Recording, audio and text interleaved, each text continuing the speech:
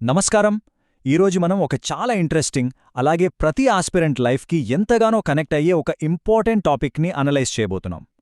నిజం చెప్పాలంటే ఒక గవర్నమెంట్ జాబ్ అనేది ఒక ఫ్యామిలీ తలరాతనే మార్చేస్తుంది కదా. కానీ లక్షలు పోసి పెద్ద పెద్ద ఇన్స్టిట్యూట్స్లో కోచింగ్ తీసుకోకపోతే ఆ జాబ్ రాదేమో అన్న ఒక పెద్ద భయం మనలో చాలామందికుంటుంది. సో ఈ విశ్లేషణ ద్వారా ఆ భయాన్ని పూర్తిగా పక్కన పెట్టేద్దాం. గ్రూప్స్ లాంటి టఫ్ ఎగ్జామ్స్కి కేవలం సెల్ఫ్ ప్రిపరేషన్తో ఎలా రెడీ అవ్వాలి అనేదానికి సంబంధించిన బెస్ట్ స్ట్రాటజీస్ని ఇప్పుడు డీకోడ్ చేద్దాం. ఒక స్మార్ట్ ఫోన్, ఒక నోట్బుక్, కొంచెం కన్సిస్టెన్సీ ఉంటే చాలు. వినడానికి ఇదేదో మోటివేషనల్ కోట్లా అనిపించవచ్చు. కానీ యాక్చువల్లీ మారుమూల గ్రామాల్నుంచి వచ్చి పెద్దగా ఫైనాన్షియల్ సపోర్ట్ లేని ఎంతోమంది టాపర్స్ వాడిన మెయిన్ వెపన్స్ ఇవే. కోచింగ్ ఉంటేనే క్రాక్ చేయగలమనేది జస్ట్ ఒక అపోహ మాత్రమే అని వాళ్ళు ప్రూవ్ చేశారు. గట్టి సంకల్పముంటే చాలు, ఇలాంటి ఆర్థిక ఇబ్బందులు ఏవీ అడ్డుకోలేవు. మరి ఆ సక్సెస్ ఫార్ములా ఏంటి? ఆ టాపర్స్ ఫాలో అయిన సీక్రెట్ స్ట్రాటజీని మనం ఒక 5 సింపుల్ స్టెప్స్లో చూద్దాం. అవేంటంటే, first syllabus master plan, second one book strategy, third current affairs secret, fourth free digital resources, and finally test series discipline. కన్ఫ్యూజన్ని పక్కనబెట్టి ఒక పక్కా విన్నింగ్ స్ట్రాటజీ వైపు వెళ్లడానికి ఈ 5 స్టెప్స్ భలే హెల్ప్ అవుతాయి. సరే, ఇక ఏమాత్రం లేట్ చేయకుండా ఒక్కో స్టెప్ని క్లియర్గా చూద్దాం.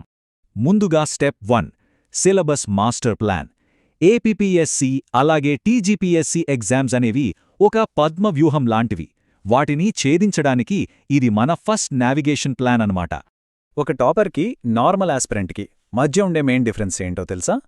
సిలబస్ మీద ఉన్న గ్రిప్. జనరల్గా చాలామంది చేసే అతిపెద్ద మిస్టేక్ ఏంటంటే, సిలబస్లో అసలు లేని టాపిక్స్ని కూడా గంటల కొద్దీ చదివేస్తుంటారు. దానివల్ల టైం వేస్ట్ తప్పడు ఇంకేం ఉండదు. కానీ ఇక్కడ టాపర్ సీక్రెట్ రూల్ ఒకటుంది. వాళ్లు ముందుగా అఫీషియల్ సిలబస్ కాపీని ప్రింట్ తీసుకుంటారు. దాన్ని పక్కన పెట్టుకుని దానికి మాత్రమే స్టిక్ అయి చదువుతారు. మార్కెట్లో దొరికే బుక్స్ అన్ని గుడ్డిగా కొనేయడం కాదు, అసలు మన సిలబస్ బౌండరీస్ ఏంటి అనేది తెలుసుకోవడమే ఇక్కడ అసలైన గేమ్ చేంజర్. ఇక సిలబస్ కాపీ తర్వాత ప్రిపరేషన్లో అత్యంత కీలకమైనవేవైనా ఉన్నాయి అంటే అవి ప్రీవియస్ ఇయర్ పేపర్స్, అంటే పీవైక్యూస్. ఇవి ఎందుకంత ఇంపార్టెంట్ అంటే, అసలు ఏ టాపిక్స్ ఎక్కువ అడుగుతున్నారు, క్వశ్చన్ డెప్త్ ఎంతుంది, కరెంట్ అఫైర్స్ని సబ్జెక్ట్తో ఎలా లింక్ చేస్తున్నారు, ఇవన్నీ పీవైక్యూస్ చూస్తేనే అర్థమవుతాయి. ఏపీపీఎస్సీ, టీజీపీఎస్సీ ఎగ్జామ్స్లో చాలా కాన్సెప్ట్స్ మళ్ళీ రిపీట్ అవుతుంటాయి కదా. సో నిజం చెప్పాలంటే యాక్చువల్ ప్రిపరేషన్కి స్టార్టింగ్ పాయింట్ ఇదే. ఇక ఇప్పుడు సెకండ్ స్టెప్లోకి వెళ్దాం, ది వన్ బుక్ స్ట్రాటజీ. సింపుల్గా చెప్పాలంటే ప్రిపరేషన్లో less is more. Preparation start చేసిన కొత్తలో ఒకే సబ్జెక్ట్కి ఏకంగా 4-5 వేర్వేరు బుక్స్ చదవడం అనేది చాలా కామన్గా జరిగే పొరపాటు. మన దగ్గరున్న బుక్స్ సరిపోతాయో లేదో అన్న ఒక ఇన్సెక్యూరిటీతో అనవసరమైన మెటీరియల్స్ అన్ని పోగేసుకుంటారు. ఇది అస్సలు కరెక్ట్ కాదు.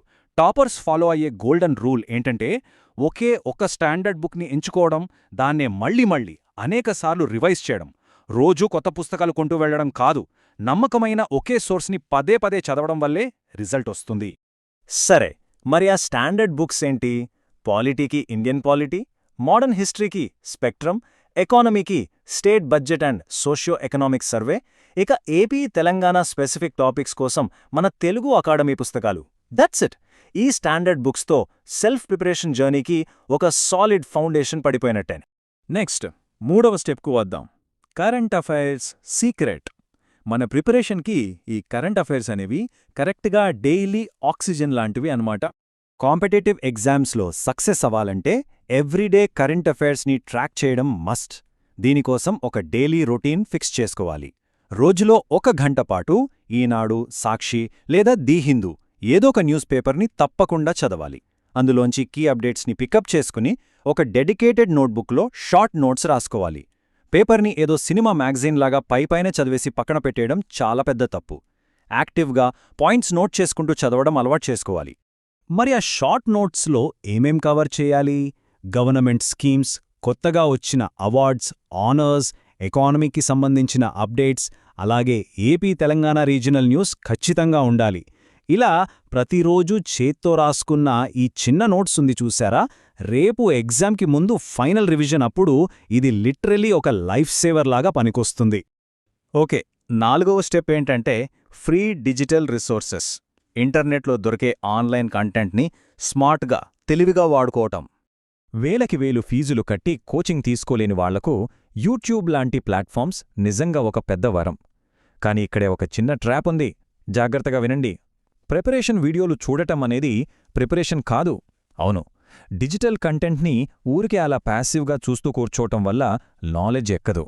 విన్నదాన్ని ఓపికగా నోట్స్లో రాసుకోవాలి, మళ్ళీ ఆఫ్లైన్లో ప్రాక్టికల్గా కూర్చుని చదవాలి.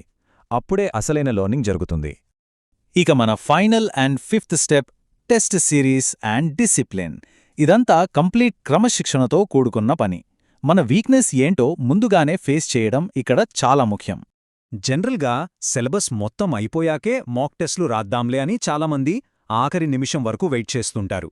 కానీ టాపర్ స్టైల్ వేరు. వాళ్ళు ప్రిపరేషన్ స్టార్ట్ చేసిన కొద్ది రోజులకే టెస్ట్ సిరీస్ మొదలుపెడతారు. ఫస్ట్లో మార్కులు తక్కువ వచ్చినా వాళ్ళు భయపడరు. ఎందుకంటే అసలు తాము ఎక్కడ వీక్గా ఉన్నారు, ఎక్కడ తప్పులు చేస్తున్నారు అనేది ముందే తెలుసుకోవాలి కదా. మొత్తం చదివాకే ఎగ్జామ్ రాస్తామని కూర్చోవడం కంటే ప్రాక్టీస్ చేస్తూనే లోపాలను సరిదిద్దుకోవడం ముఖ్యం. వీక్నెస్ తెలిసినప్పుడే ఇంప్రూవ్మెంట్ స్టార్ట్ అవుతుంది. ఎగ్జాక్ట్లీ. మాక్ టెస్ట్లు అంటే మన నాలెడ్జ్ని జడ్జ్ చేయడానికి కాదు, అవి జస్ట్ డయాగ్నోస్టిక్ టూల్స్. ఒక పేషెంట్ రిపోర్ట్స్ చూసి డాక్టర్ జబ్బేంటో ఎలా కనిపెడతాడో, ఈ టెస్ట్లు మన ప్రిపరేషన్లో ఎక్కడ గ్యాప్స్ ఉన్నాయో చూపిస్తాయి. ఆ గ్యాప్స్ని ఫిల్ చేసినప్పుడే కదా నిజమైన టార్గెటెడ్ ఇంప్రూవ్మెంట్ వచ్చేది. ఇక ఈ 6 అనేది ఏంటో తెలుసా? ఒక ఆస్పిరెంట్ ఎవ్రీడే స్టడీస్కి డెడికేట్ చేయాల్సిన మినిమం నంబర్ ఆఫ్ అవర్స్. రోజుకి 6 గంటలు. మన దగ్గర పర్ఫెక్ట్ కోచింగ్ లేకపోవచ్చు, లక్షల కొద్దీ మెటీరియల్స్ లేకపోవచ్చు, కానీ రోజుకు కనీసం 6 గంటల పాటు అత్యంత నిజాయితీగా చదవగలిగితే ఆ కన్సిస్టెన్సీ ఎప్పుడూ విన్ అవుతుంది. ఈ డెడికేషన్ ముందు వేరే ఏది సాటిరాదు ఫర్ షూరర్. సిచ్యువేషన్సు ఎంత కష్టంగా ఉన్నా సరే, మా బిడ్డ గవర్నమెంట్ ఎంప్లాయీ అన్న ఒక్క మాట చాలు కదా. ఒక సామాన్య కుటుంబం నుండి వచ్చిన తల్లిదండ్రులు ఎంతో గర్వంగా కళ్లల్లో ఆనంద బాష్పాలతో చెప్పే ఆ మాట, అదొక ఎమోషన్.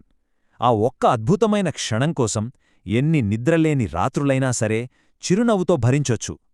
అదే ప్రతి ఆస్పిరెంట్ని ముందుకు నడిపించే ఒక పవర్ఫుల్ ఫ్యూయల్. సో ముగింపుగా ఒక చిన్న ప్రశ్న. మన టార్గెట్ ఏంటి? గ్రూప్ 1నా, గ్రూప్ 2నా, లేక గ్రూప్ 3నా?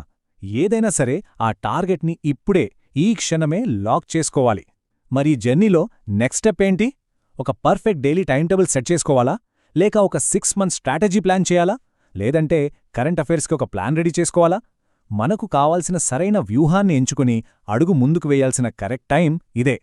ఈ ఎనాలిసిస్ సెల్ఫ్ ప్రిపరేషన్కి ఒక మంచి క్లారిటీ ఇచ్చిందని అనుకుంటున్నాను. సరే, మళ్ళీ మరో ఇంట్రెస్టింగ్ అండ్ యూస్ఫుల్ టాపిక్తో కలుద్దాం.